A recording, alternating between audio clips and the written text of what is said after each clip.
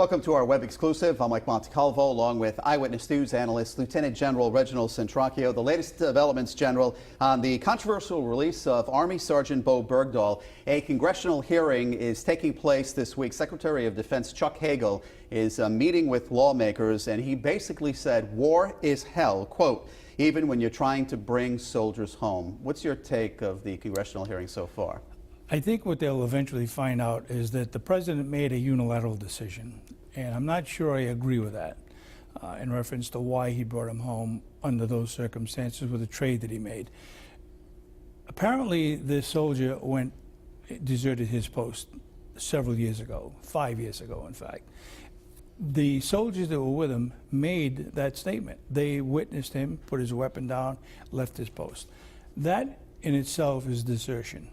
Now, at the same time, I recognize that if he was having a psychological problem, there are ways and means to deal with that rather than just leave your post. So if you're deserting your post, you're deserting your post, and he has to be tried accordingly. And I'm hopeful that the end result of these congressional hearings, as well as the eventual outcome, will be a court-martial, which is the equivalent of a civilian trial.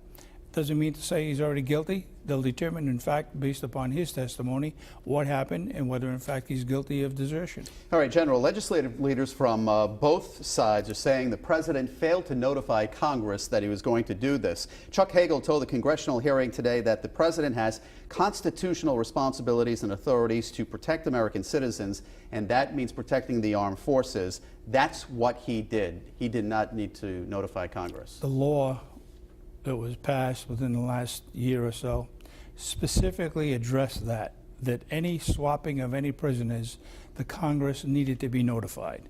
He violated that in accordance with what the law required. And there's no getting around that. You know, this just didn't happen an hour before he was released.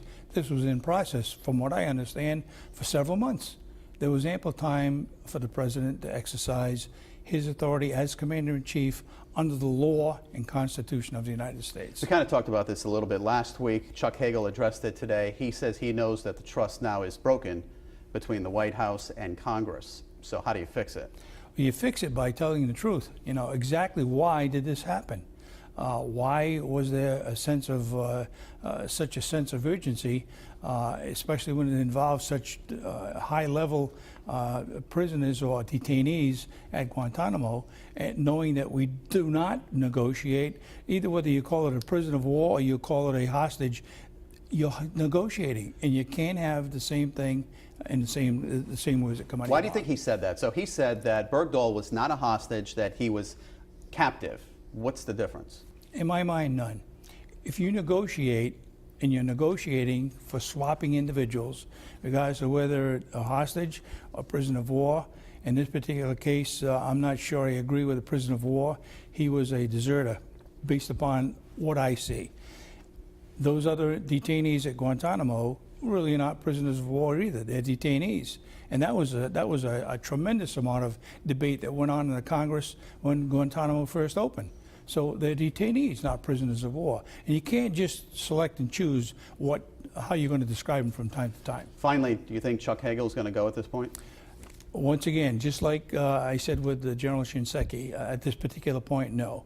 But if anything comes out of his testimony that would suggest he's not telling the truth, then he needs to go, for the good order and discipline of the United States military. Okay, obviously this is a fluid topic. We will continue covering this. Real quick, General, before we run out of time, we've seen friendly fire in Afghanistan in the last week, soldiers getting killed. What do you make of that? You know, it's an unfortunate collateral damage, and I don't say that lightly. But things like this happen. It is war.